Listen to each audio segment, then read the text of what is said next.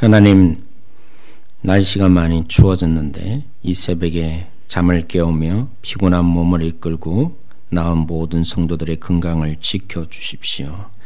더욱더 우리가 주님께 가까이 가는 우리의 환경을 저희들이 믿습니다. 하나님이 오늘도 우리에게 말씀해 주시고 이 말씀을 통해서 우리가 어떤 자로 살아가야 하는지 다시 한번 우리에게 은혜되는 말씀이 되게 해주시고 도전을 우리에게 허락하여 주십시오. 감사하며 예수님의 이름으로 기도드렸습니다. 아멘.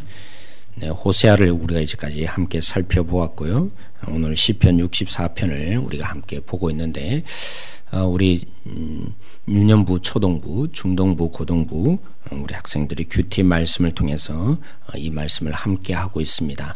우리 다음 주부터는 고린도전서, 그죠? 문제가 가장 많았던 교회, 모든 문제를 다 담았던 교회, 고린도전서를 함께 보기 전에 오늘 이 말씀이 바로 시편 이어지고 있는 말씀입니다.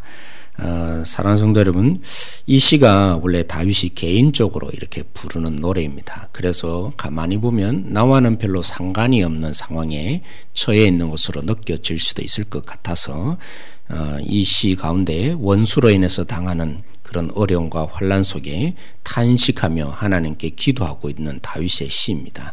그 속에서 하나님의 응답을 받고 결국에는 승리의 노래로 다윗이 마치고 있는데 이 시를 조금 확대를 해보기를 원합니다. 우리 모두에게 어떻게 하면 적용이 될 수 있을까? 우리 모두에게 함께 공감할 수 있는 시가 어떻게 될까? 제가 생각해 볼 땐 그런 것 같습니다. 우리로 하여금 하나님을 믿지 못하게, 하나님을 향한 신앙을 가지지 못하도록 공격하는 세력이 누굴까요? 사탄, 그죠? 그래서 좀 더 넓혀보자는 것입니다. 우리 모두에게 적용할 수 있는 믿음으로, 그죠? 그리고 더욱더 하나님의 사람으로 성숙하지 못하게 만드는 그 적을 우리 모두에게 해당될 수 있도록 사탄으로 이렇게 조금 더 넓혀본다면 오늘 이 본문이 우리 모두에게 적용되어질 수 있고 확실히 다가올 것 같습니다. 그런 마음을 가지고 첫째, 우리를 무너뜨리는 사단의 가장 강력한 무기가 뭔지 아세요? 사단이 우리로 하여금 믿음으로 생활하지 못하게 만들고 하나님을 바라보지 못하게 만들고 그래서 믿음을 끊게 만드는 사단의 가장 강력한 무기, 오늘 다윗이 그 무기에 대해서 첫째로 얘기하고 있습니다. 그 무기가 뭘까요? 바로 말이라고 얘기하고 있습니다. 말이 어떻게 우리를 무너뜨리는 도구일까요? 우리 모두를, 그죠? 하나님으로 살지 못하게 만드는 도구일까요? 다윗이 지금 원수들로 인해서 두려움에 벌벌 떨게 되고 염려로 인해서 온몸에 진땀이 난다고 고백하며 몸이 마비될 정도가 되었다라고 하면서 결국 이 다윗을 무너뜨리는 원수의 무기를 뭐라고 표현한지 아세요? 말이었다라고, 혀였다라고 표현합니다. 그 혀가 얼마나 강력한 무기였으면 3절에 묘사되어 있는데 마치 예리한 칼같이 이 원수가 말을 갈고 있다는 겁니다. 가다듬고 있다는 것이죠. 그리고 독화살 아시죠? 겨누어서 도저히 움직이지 못하고 죽게 한 번에 만들 수 있는 활을, 그죠? 겨누고 있는 그런 화살과 같이 되어 있는 것이 지금 말이라고 이렇게 얘기하고 있습니다. 여러분, 야고보가 나중에 우리 금요 기도회 때 함께 살펴보게 될 본문이겠지만 야고보가 말을 가장 많이 사용하는 직업의 군인들이 누구겠습니까? 직업군에 있는 사람이 바로 저 같은, 그죠? 목사나 가르치는 역할을 하는 선생들입니다. 그래서 야고보가 충고하기를 많이 선생되지 말라고 했습니다. 왜냐하면 말로 주로 다루니까요. 그 말이 얼마나 강하게 사람을 죽일 수 있는지를 표현해 주는데 두 가지로 표현하잖아요. 하나는 이 배를 움직이는 거죠. 전체의 배를 움직이는 키와 같은 역할을 하는 것이 말이다. 그 말 하나로 이 사람이 좌지우지 된다라고 표현하죠. 그리고 이 말의 위력이 얼마나 강한지 불과 같다 그랬습니다. 그래서 전체를 태워버리는 불과 같은 존재가 말이기에 말 조심해라. 그런 의미에서 뭐 하라고요? 많이 선생되지 말라, 이렇게 말하는 것이죠.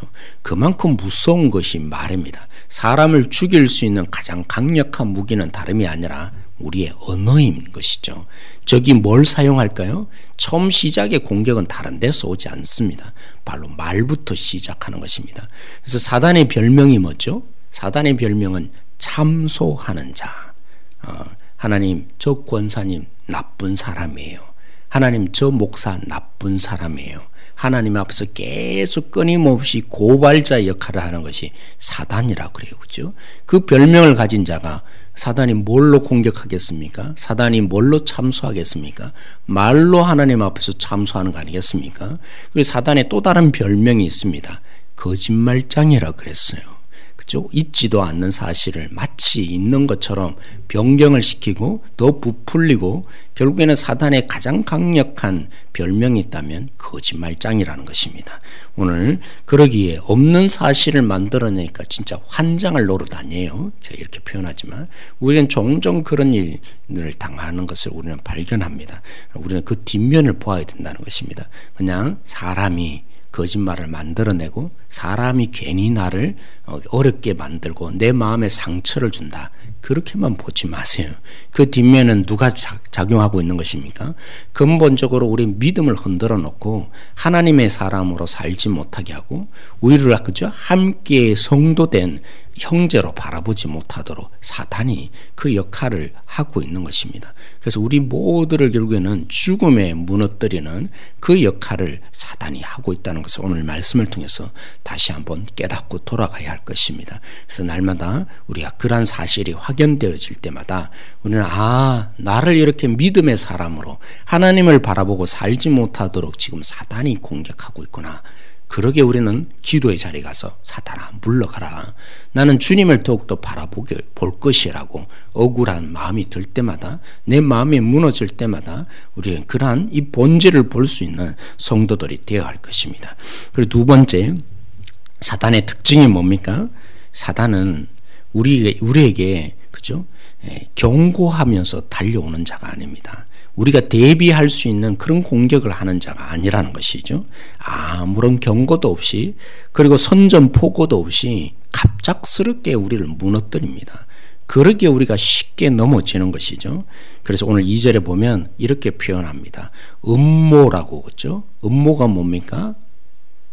전혀 모르는 상태 가운데 그렇죠? 갑작스럽게 어떤 계획을 꾸며서 우리에게 달려오는 것이죠. 그리고 4절에도 표현하기를 사냥꾼이 사냥감을 사냥하듯이 엄밀히 숨었다가 갑작스럽게 공격하고 있다고 원수가 그렇게 하고 있다고 그죠. 그래서 우리가 충분히 대비할 수 있는 것이라면 그리고 뻔히 보이는 전술이라면 어떻게 두려움에 빠지겠습니까? 지금 다윗이 두려워하고 있어요. 뭐 때문에 두려운 것입니까? 원수의 공격이 갑작스럽게 찾아온 것입니다. 은밀하게 숨었다가 올무를 놓고 사냥감을 잡듯이 그렇게 숨어 있다가 갑작스럽게 닥치니까 대비를 할 수 없었던 것입니다. 그리고 이 전술이 무엇인지 뻔히 보이면 그죠? 별로 두렵지도 않습니다. 이렇게 해결하면 되지. 그런 마음들이 생기는 것이죠. 사랑하는 성도 여러분, 왜 우리가 믿음의 걸음을 종종 걸어가지 못합니까? 우리는 대비할 수 없고 때로는 어떤 것인지 잘 알지 못해서 우리의 마음에 가장 큰 그렇죠? 거꾸러뜨리는 믿음의 걸음을 걸어가지 못하게 만드는 것은 두려움입니다. 그 두려움을 가졌던 자가 누굽니까? 아브라함이 그렇죠? 가나안 땅에 믿음의 걸음을 걸어갔다가 두려워서 자기 목숨을 살리고자 거짓말하는 자로 변질이 일어났던 것이죠. 모세도 그랬습니다. 하나님의 부르심 앞에서 그가 왜 응답할 수 없었던 것입니까? 두려움이 그에게 작용한 것입니다. 여호수아가 하나님께서 끊임없이 그를 세우면서 날마다 해주시는 말씀이 뭐였습니까? 두려워하지 말라. 두려워하지 말라. 두려워하지 말라는 것입니다. 왜요? 어떻게 해야 될지 보이지 않으니까. 뻔한 결론이 날 줄 알면 두려움이 생기지 않습니다. 그러나 어떻게 대비해야 되는지 어떻게 걸음을 가야 되는지 모르니까 두려운 것이죠. 원수는 그래서 우리로 하여금 공격하는데 다 뻔히 보이는 전술로 공격하는 법이 없습니다. 그래서 믿음은 우리로 하여금 두려움을 이기게 만드는 가장 강력한 무기이지 않겠습니까? 사랑하는 성도 여러분, 절대로 다 보이는 전술로 공격하지 않습니다. 그래서 한편으로는 거꾸로 생각해 보면, 그래서 우리의 이 땅의 삶에 한 걸음 한 걸음 주님을 믿고 살아가는 것 다 은혜인 것입니다. 우리가 어떻게 대비하고 살겠어요? 우리가 어떻게 이기며 살아갈 수 있겠어요? 뻔히 보이는 전술로 사단은 공격하는 법이 없는데, 믿음을 걸어가지 못하도록 우리에게 보이지 않는 엄청난 두려움을 우리 속에 불러일으키는 것이 사단인데, 그런데 오늘도 주님을 믿어갈 수 있는 것, 우리의 능력으로 가능한 것입니까? 우리가 주님을 선택하고 주님의 마음을 알아간다 하지만 이 모든 것 가만히 돌이켜보면 다 하나님의 은혜인 것입니다. 내가 잘 믿음에 순종하고 또 내가 참 경건하게 잘 살아가는 것처럼 보이지만 굉장히 교만한 거예요. 그 경건함이 어디서 온 것입니까? 사실은 다 보면 하나님이 우리 속에 승리할 수 있도록 피할 길을 주시고 은혜를 주셨기 때문에 가능한 거예요. 그래서 사랑하는 성도들, 오늘도 우리가 하나님의 은혜로 살아가는 우리의 본질을 깨달을 수 있기를 바라며, 그러기에 우리는 기도하는 자로 사는 것입니다. 왜요? 우리 힘으로는 불가능하니까. 우리는 한치도 오늘 가운데 계획을 하지만 그 계획이 내 뜻대로 되던가요? 심지어는 주님을 위해서 충성하는 그런 마음으로 헌신을 하지만 우리는 교회의 일을 한다 할지라도 내 뜻대로 되던가요? 한 사람의 변화도 내 마음대로 안 되는 것입니다. 오직 하나님이 일하여 주시기에 바뀌어지는 것을 봅니다. 오늘도 우리가 이 하루하루를 살아갈 때 그러기에 우리는 기도할 수밖에 없는 것입니다. 하나님의 은혜를 바랄 수밖에 없고 하나님의 긍휼이 임하기를 우리는 기도할 수밖에 없는 것입니다. 우리는 하나님의 능력을 주셔야 살아갈 수 있는 자임을 놓치지 않는 겸손한 자, 우리의 본질을 아는 자가 우리인 것입니다. 그러면 오늘도 우리가 기도하며 주님 앞에 힘을 달라고, 은혜를 달라고, 그러한 오늘 하루가 되게 해달라고, 그래서 승리가 주님으로 인해서 있게 된 것을 고백하는 마지막 오늘 하루를 마감하며, 그렇게 우리 자신을 돌이켜보며 오늘도 하나님이 힘을 주심으로 살아갈 수 있었네요. 감사의 저녁이 되어지는 오늘 하루가 되어야 할 것입니다. 그리고 세 번째, 마지막으로 우리에게 사단은 어떻게 역사합니까? 자신감이 보통이 아닙니다.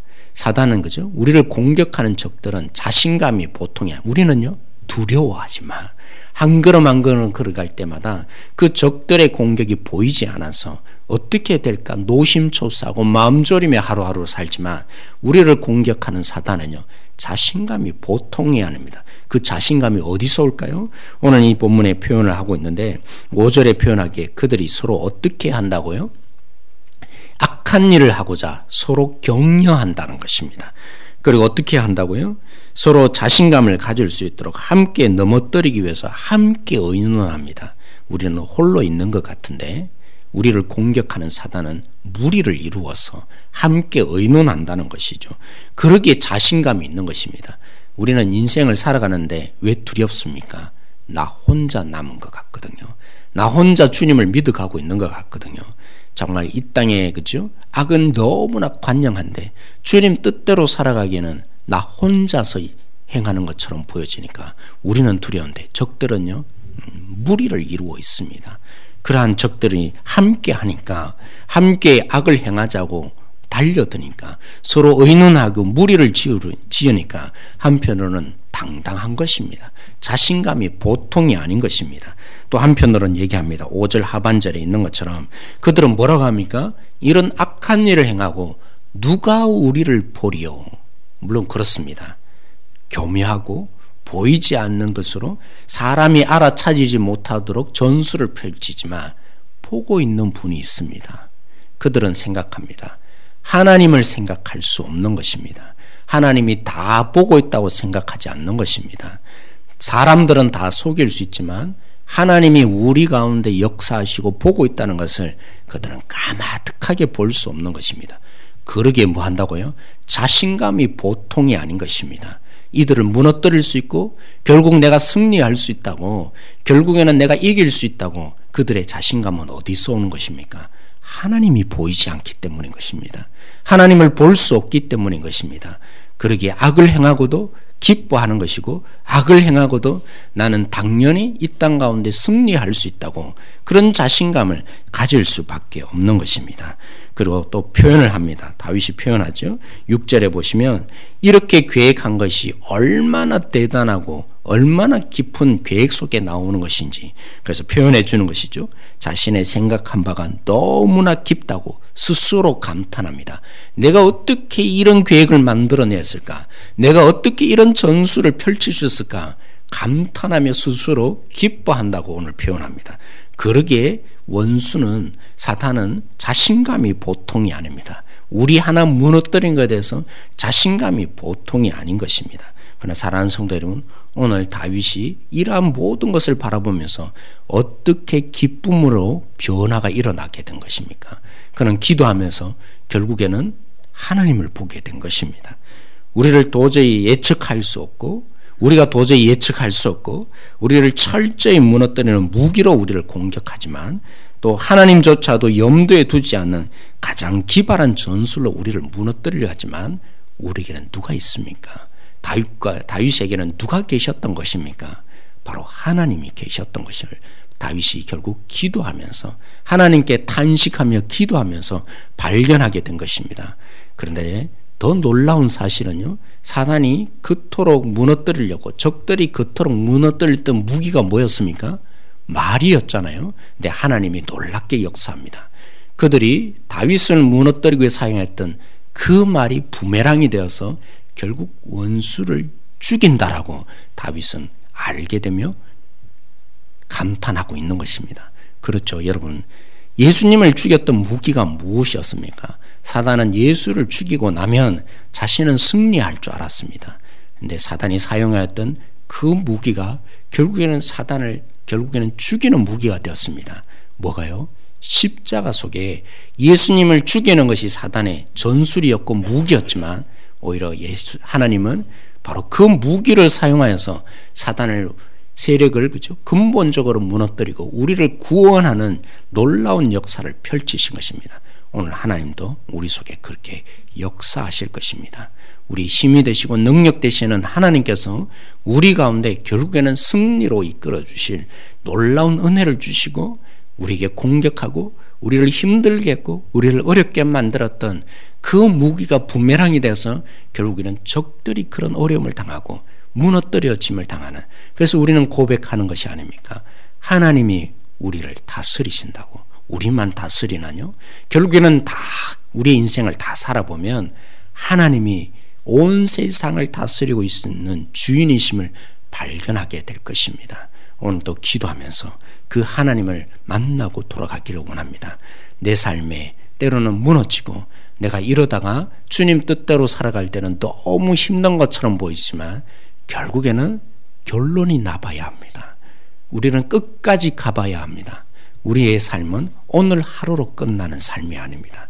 결국에는 진정한 승리를 주실 하나님이 우리 편이 되어 주신다면 그 하나님으로 인해서 우리는 결국에는 진정한 승리를 맛보게 될 것입니다. 아무리 강력한 무기로, 아무리 놀라운 두려움을 우리 속에 주고 우리를 믿음의 사람으로 서지 못하도록 참수하며 우리를 힘들게 만든다 하지만 결국에는 누가 죽을 것입니까? 우리의 적들이 죽을 것이며 사단이 죽음에 처하는 결론이 날 것입니다. 우리는 그 결론은 이미 알고 있습니다. 요한계시록을 통해서 주님이 어서 오십시오라는 그 결론을 맺었던 사도 요한의 결론을 우리는 알고 있습니다. 결국 누가 망합니까?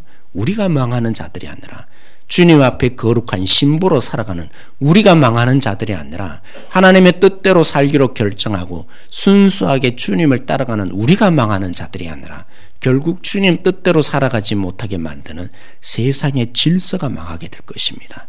하나님의 뜻을 무너뜨리는 사단이 결국에는 참소를 당하고 죽게 될 것을 결론을 이미 우리는 해답을 이 요한계시를 통해서 분명히 알고 있는 자들이 우리가 아니겠습니까? 그러므로 오늘도 주님 앞에 기도하면서 하나님, 우리의 결론은 이것으로 끝나지 않을 줄 믿습니다. 오늘 또 다윗이 노래했던 것처럼 사단의 궁극적인 멸망을 보고죠. 오늘 8절의 마지막에 그렇게 말하죠. 그들의 결론을 보고 뭐 한다고요? 모두가 머리를 흔든다고. 머리를 흔든다는 말이 뭡니까? 결국 감탄한다는 것입니다. 진정한 승리 가운데 모두가 기뻐서 또 그들의 이 처참한 현실을 보고 아이고 저렇게밖에 안 되었네. 그러한 결론을 우리가 알고 있는 자로서 오늘도 주님의 거룩한 신부로 오늘 하루를 살아가기를 주님 앞에서 다시 한번 발견하고 결단하며 주님의 사람으로 서갈 수 있는 우리 모두가 되어지길 소망합니다. 기도하겠습니다. 하나님 참 감사합니다. 오늘 우리가 어떤 사람으로 서 있는지, 왜 우리가 기도하는 사람이 되어야 하는지, 우리가 어떻게 주님의 사람으로서 갈 수 있는지 오늘 말씀으로 다시 한번 격려해 주시고, 우리가 어떤 처지에 처해 있는지 오늘 또 말씀해 주신 것 참으로 감사합니다. 오늘 또 우리가 주님이 계심을 보게 해 주시고, 다윗이 결국 하나님이 그 모든 적들을 무너뜨려 주시며 함께 하시는 주님이 되신다는 것을 보게 된 것처럼 오늘 기도하는 우리 성도님 한 분 한 분들을 통해서 하나님이 함께 해 주신다고, 피할 길을 주신다고, 능력을 주신다고, 우리의 결론이 반드시 승리로 끝날 것임을 바라보고 격려를 얻으며 주님의 사람으로서 갈 수 있는 오늘의 기도의 자리 다 되게 하여 주십시오. 하나님이 함께 하심을 감사하며 예수님의 이름으로 기도드렸습니다. 아멘. 오늘 말씀으로 우리 함께 기도하십시다. 하나님의 다스림을 보는 자로 오늘도 하나님께 피하는 믿음의 성도들이 되게 해달라고 기도하십시다.